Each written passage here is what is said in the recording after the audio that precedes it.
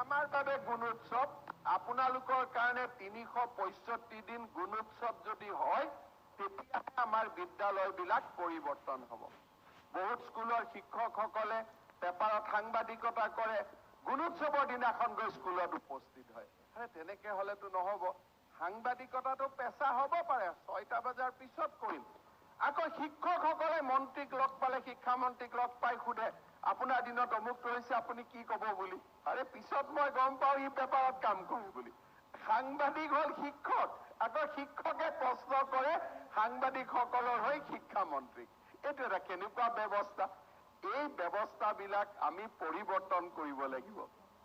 আজি যদি পৰিৱৰ্তন আমি নকৰো, ক্ষতি কাৰ হ'ব? ক্ষতি কেনেকে হৈছে? লাহে লাহে স্কুলবিলাক বন্ধ হ'ব আৰম্ভ কৰিছে। এতিয়া পেপাৰত দিয়ে আমাৰ স্কুলখন বন্ধ কৰা নচলিব। আৰে বন্ধ কোনে কৰিব?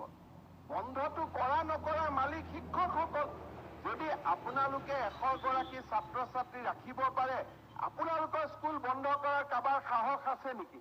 যদি স্কুলৰ ভিতৰত এজনো ছাত্ৰ ছাত্ৰী নাথাকে, সেইখন স্কুল খোলা থকাৰ সাহস কেনেকে শিক্ষামন্ত্ৰীয়ে কৰিব পাৰে? কালি যদি কোনোবাই RTI মাৰে যে এইখন স্কুলত 3 জন ছাত্ৰ 10 জন শিক্ষক, আপুনি তেওঁলোকক দৰমহা দি থকাতকৈ এই 3 জন ল'ৰাক গৈ ডন বস্কোত নাম লগাই নিদিয়ে কিয়? চৰকাৰৰ ৰাজহ বাচিব।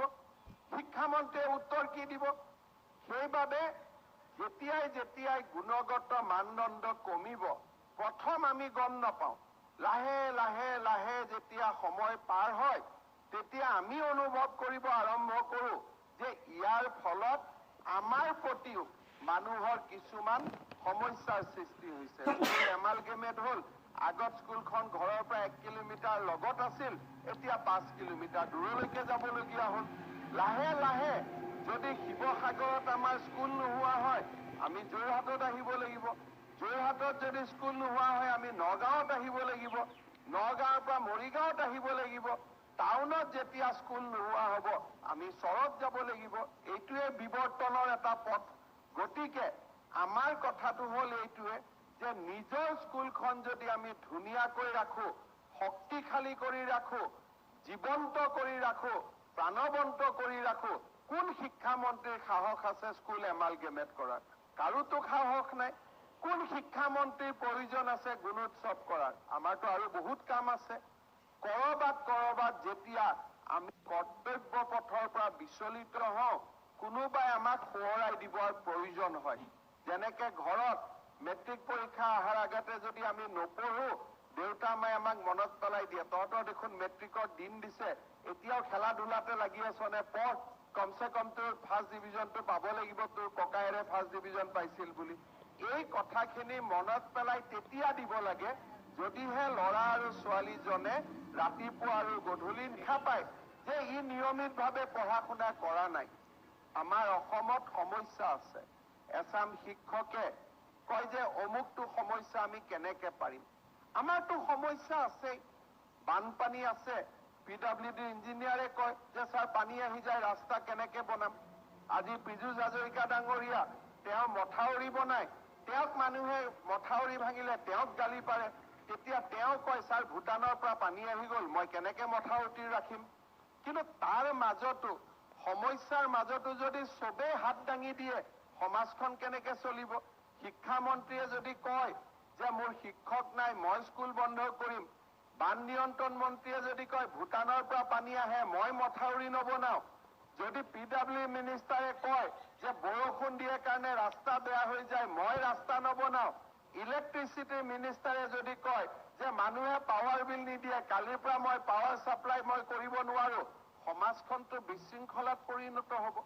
গতিকে যাৰ যিমান শক্তি আমাক ভগৱানে দিছে, নিজৰ ভিতৰত থকা শক্তিক আমি মহাশক্তিলৈ পৰিণত কৰি আমি যিমান পাৰো আমি প্ৰয়াস আৰু প্ৰচেষ্টা কৰিব লাগিব।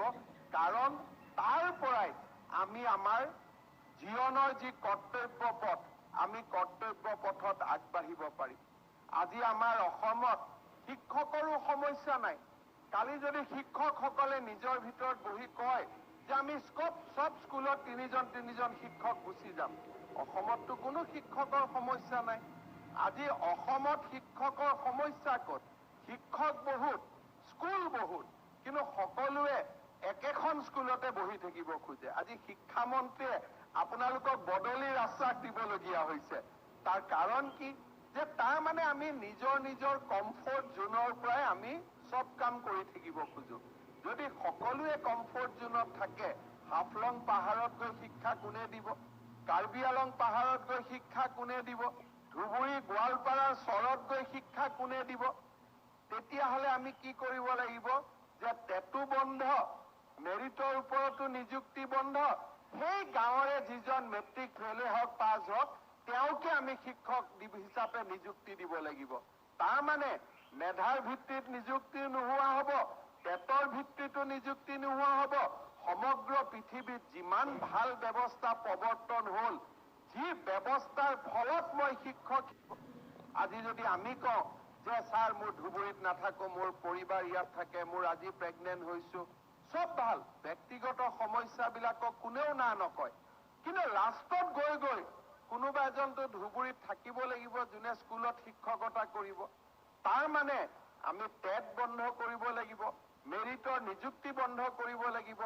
লাষ্টত গৈ আমি সিদ্ধান্ত ল'ব লাগিব যে ধুবুৰীৰ যিখন গাঁৱত LP স্কুল আছে, সেইখন গাঁৱৰে ক্লাছ 10, 11, 12 পঢ়া যিকোনো এজন মানুহক শিক্ষক হিচাপে নিযুক্তি কৰি দিয়ক। তেতিয়াতো মই চাকৰি নাপাওঁ, মইতো সদায় নিবনুৱাই হৈ থাকিব লাগিব। সেইকাৰণে মই ভাবো যে আমাৰ পৰিৱৰ্তিত অসমখনত পৰিৱৰ্তিত মানসিকতাৰ আমাক খুবেই প্ৰয়োজন। এই কথাবিলাক আমাৰ কোনো স্বাৰ্থ নাথাকে। এই কাৰণে স্বাৰ্থ নাথাকে যে হয়তো মোৰ ল'ৰা ছোৱালীও আজি LP স্কুলত পঢ়ি থকা নাই। চৰকাৰী শিক্ষকেও নিজৰ সন্তানক স্কুলত নাম নলগাই, নিজে পঢ়া স্কুলখনত নাম নলগাই, কাষৰ জাতীয় বিদ্যালয়খনত লৈ যায়, আকৌ সেইখন বিদ্যালয়ৰ সভাপতিও হয়গৈ। কাষৰ যিখন ব্যক্তিগত স্কুলৰ ল'ৰাজনক এডমিশ্যন দি সেইখনৰ সভাপতিও হয়গৈ। আৰে তোমাৰ যদি ইমানে সময় আছে তে নিজৰ স্কুলখনতে সভাপতি হ'ব লাগে। এই ধৰণৰ ব্যৱস্থাৰ পৰিৱৰ্তন হ'ব লাগিব। ৭৫ বছৰ আমি এই ধৰণে চলিলো।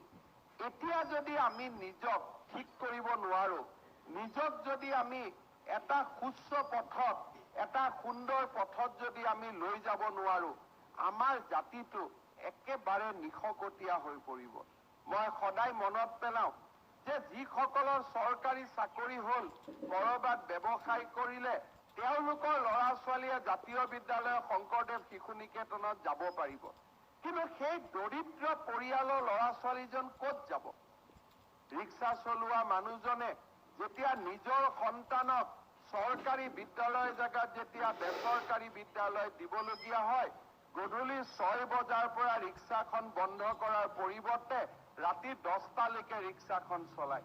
কাৰণ অতিৰিক্ত টকাটো আহৰণ কৰিবৰ বাবে তেওঁ বেছিকৈ শ্ৰম কৰিব লাগে। আৰু সেই শ্ৰমৰ ফলত তেওঁৰ স্বাস্থ্যত ক্ষতি হয়। যদি জীৱনত 70 বছৰ জীয়াই থাকিব লাগিছিল, 60 বছৰতে তেওঁৰ মৃত্যু হয়। আটাইতকৈ আজি মানুহৰ সমাজত কষ্ট ক'ত হৈ আছে? হেল্থ আৰু এডুকেশ্যনত।